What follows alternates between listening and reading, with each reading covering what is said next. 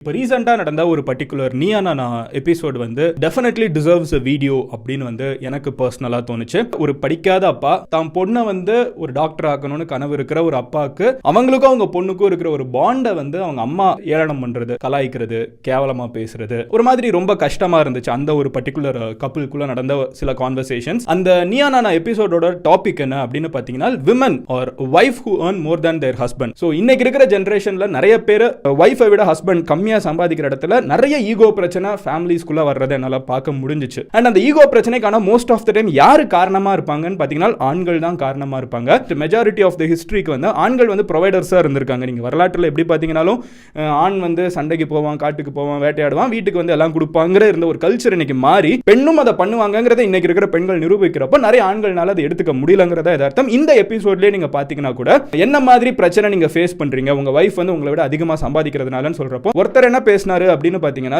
அவங்க வந்து வேலைக்கு போறாங்க, இன்னொரு ஒரு ஊருக்கு வேலைக்கு போறதுனால அவங்க காலையில சமைச்சிட்டு அவங்க வந்து நேரம் இல்லைங்கிறதுனால அவங்க அப்படியே கிளம்பி போயிடுறாங்க. அதனால எதனால வந்து அவங்க அந்த பாத்திரத்தை கழுவுற நேரம் அவங்களுக்கு இல்லை அப்படின்னு கேட்கிறப்ப அவங்க வந்து 200 கிலோமீட்டர் ஒரு நாளுக்கு டிராவல் பண்றாங்க. வேலை பார்க்குற போறவங்க வந்து எந்த மைண்ட் செட்ல அவங்க போய் வேலை பார்க்குறானே நம்மளுக்கு அன்இமேஜினபிள். 200 கிலோமீட்டர் டிராவல் பண்றப்போ அவங்க 8 மணி நேரம் அவங்க கிளாக் பண்ணுவார், 9 மணி நேரம் கிளாக் பண்ணுங்கிறது போக சாலிடா வந்து ஒரு 3 மணி நேரம் 4 மணி நேரம் அவங்க டிராவலுக்கே செலவு பண்ண வேண்டியது இருக்கும். அந்த அளவுக்கு அப்போ ஒரு நாளுக்கு என்னதான் இருக்கும்னு எனக்கு தெரியல. தூங்குற நேரம், டிராவல் நேரம், வேலை பார்க்குற நேரம் மிச்சம் என்ன இருக்குன்னு அவங்களுக்குன்னு தெரியல. ஆனா அந்த பாத்திரத்தை ஒரு கழுவி வைக்கிறது ஒரு பெரிய ஈகோவா இருக்குன்னு ஒருத்தர் பேசினாரு. இன்னொரு ஒரு சிச்சுவேஷன் என்னன்னு பாத்தீங்கன்னா, ஒருத்தங்க வந்து சொல்றாங்க, சின்ன பையன் ரொம்ப யங்கா இருந்தாங்க, சண்டைன்னு வர்றப்ப வந்து நீ வந்து அதிகமா சம்பாதிக்கிறங்கிற திமிரில் இதெல்லாம் பண்ற அப்படிங்கிற ஒரு வார்த்தையை நான் விடுவேங்கிறது வந்து ஒருத்தர் ஒத்துக்கிறாரு. ஏன் அவர் அந்த வார்த்தையை விடுறாருன்னு பாத்தீங்கன்னா, அவங்க திமிரா இருக்காங்கிறதுக்காக இல்ல. அப்படி ஒரு வார்த்தையை சொன்னா அதுக்கு மேல அவங்க பேச முடியாது, அவங்க காயப்பட்டு அந்த இடத்துல அமைதியா தான் இருக்கணும், அவங்க அமைதியா தான் இருப்பேங்கிறாங்க. அது தெரிஞ்சவங்களை வாயடைக்கணுங்கிறதுக்காக என்ன சம்பாதிக்கிற திமிரா அப்படிங்கிற ஒரு கேள்வியை கேட்கிறது.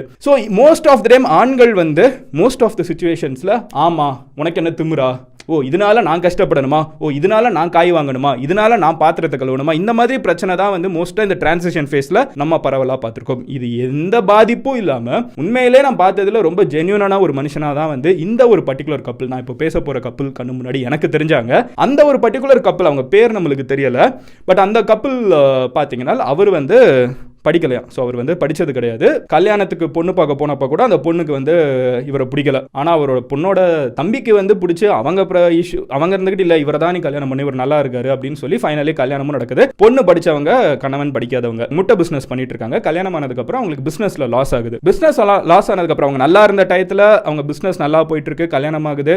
அப்போ வந்து வீட்டுக்கு அவங்க என்ன கூப்பிட்டாலும் சொந்தக்காரங்க வர்றதா இருக்கட்டும், எல்லாரும் வீட்டுக்கு அடிக்கடி வர்றதா இருக்கட்டும், நல்லா விசாரிக்கிறதா இருக்கட்டும், ரொம்ப நல்லா ஹாப்பியாக இருந்திருக்காங்க. அப்படி போயிட்டு இருக்கிற ஒரு ஃபேமிலியில வந்து அவங்களுக்கு ஒரு ஃபினான்ஷியல் பிரச்சனை ஏற்படுது. அந்த ஃபினான்ஷியல் பிரச்சனையில அந்த முட்டை பிசினஸ் வந்து பயங்கரமா அடி வாங்குது. ஸோ பிசினஸ் ரொம்ப அடி வாங்குதுங்கிற காரணத்தினால எப்படியாவது அந்த பிசினஸ் ரன் பண்ணணும்னு எல்லா பிசினஸ்மேனுக்கும் இருக்கிற தாட் தான். ஸோ அவர் என்ன பண்றாருன்னு பார்த்தீங்கன்னா, கடன் வாங்குறாரு. கடன் வாங்கியும் பிசினஸ் ஓட்ட வைக்க முடியல. அப்புறம் என்ன பண்றாரு, மனைவியோட தங்கத்தெல்லாம் கல்யாணத்தப்ப கொடுத்த தங்கம் எல்லா தங்கத்தையும் வந்து பேங்க்ல வச்சு அதுக்கு லோன் எடுத்து கடையை நடத்தலாம்னு பார்த்தா அதுலயும் லாஸ். ஸோ தங்கத்தை திருப்பி எடுக்கவும் முடியல, தங்கமும் போயிடுச்சு. ஸோ கோல்டு லோன் எடுத்து அதுவும் லாஸ் ஆகுது. அதுக்கப்புறம் பொண்ணுக்கு வந்து பேர் வைக்கிறதுக்கு போட்டிருப்பாங்கல்ல தங்கம், அதை எடுத்துட்டு போய் அவர் வந்து பேங்க்ல வைக்கிறாரு, அதுவும் லாஸ் ஆகுது. ஆஃப்கோர்ஸ் நீங்க யாரா இருந்தாலும் ஒரு பிசினஸ் வந்து எந்த அளவுக்கு ரிஸ்க் எடுக்கலாம்னு ஒன்று இருக்குது, நம்ம அதுக்குள்ளலாம் போல. பட் இவர் பண்ற நிறைய பிசினஸ் மூவ்ஸ் வந்து கண்டிப்பா லாஸ் ஆகி என்ன பண்றாருன்னு பார்த்தீங்கன்னா, ஃபைனலி குடும்பத்தில் யாராவது ஒருத்தங்க ஏர்ன் பண்ணுங்கிற நிலைமையில வந்து ஒய்ஃப் வந்து ஃபர்தரா வேலைக்கு போக ஆரம்பிக்கிறாங்க. ஆஃப்கோர்ஸ் அவங்க ஒரு படிச்சவங்க அப்படிங்கிற ஒரு நிலைமையில இவரை விட அதிகமா ஏர்ன் பண்றாங்க. எந்த அளவுக்கு அவர் கம்மியா ஏர்ன் பண்றாருன்னு பார்த்தீங்கன்னா, அவரோட பொண்ணு வந்து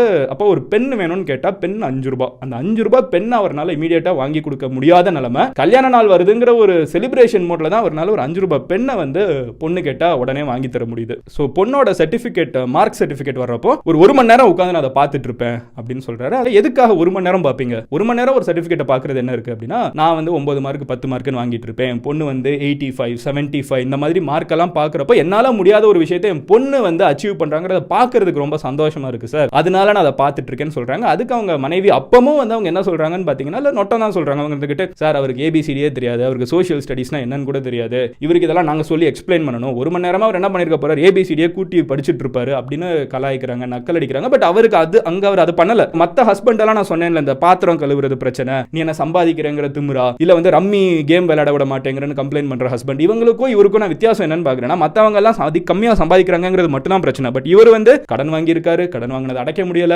மனைவியோட தங்கமும் போச்சு, ஜுவல்ஸ் போச்சு, மறுபடியும் கடன் அடைக்க முடியல, பொண்ணுக்கு வந்த யாரோ போட்டு தங்கத்தை கூட அவரால் மீட்டு எடுக்க முடியல, அதுவும் போயிடுச்சு, நம்ம பிசினஸ் போச்சுங்கிறப்ப அவர் வாழ்க்கையில் நிறைய அடிபட்டு இருக்காரு. ஸோ அவர் வந்து அமைதியா இருக்க வேண்டிய கட்டாயத்துக்கு தள்ளப்பட்டிருக்காரு. அவர் ஒரு அமைதியா இருக்காரு. அவங்க அமைதியா இருக்காருங்கிற ஒரே காரணத்துக்காக இவங்க மேலே ஏறி ஒரு கலாய்க்கிறது, இவர் இன்னும் அந்த காலத்திலே இருக்காரு, இவர் மாறவே இல்லை, இவருக்கு நாலேஜே கிடையாதுன்னு ரொம்ப குத்தி குத்தி காமிச்சது வந்து கண்டிப்பா ரொம்ப கஷ்டமா இருந்துச்சு. நீங்க என்ன ஃபியூச்சர் யோசிக்கிறப்ப பொண்ணுக்கு வந்து டாக்டர் ஆகணும், அதுக்கு எப்படியாவது நான் டாக்டராக வச்சிடணும், 5 ரூபாய்க்கு பெண் வாங்க கொடுக்க முடியல அந்த அப்பானால, ஆனா 21,000 ரூபாய் ஃபீஸை வந்து நான் கட்டிடணும் அப்படின்னு சொல்லிட்டு பொண்ணோட ஸ்கூல் ஃபீஸை ஏத்து கட்டிக்கணும் அப்படின்னு நினைக்கிற ஒரு அப்பா வந்து நான் அச்சீவ் பண்ண முடியாததை யார் என்ன ஏழனம் பண்ணாலும் பரவாயில்ல, காசு இருந்தப்போ பேசினாங்க, எல்லாம் நல்லா பழகுனாங்க, நான் காசு இல்லைங்கிறப்போ ஒருத்தன் கூட உறவு கொண்டாடுறது இல்ல, மதிக்க மாட்டேங்கிறாங்க, அசிங்கப்படுத்துறாங்க, இதெல்லாம் ஆனா பரவாயில்ல, ஆனா என் பொண்ணை நான் படிக்க வச்சிடுவேங்கிற ஒரு திமிரு இருக்கு தெரியுமா. உண்மையிலே அதை எல்லாருமே ரெஸ்பெக்ட் பண்ணணும்.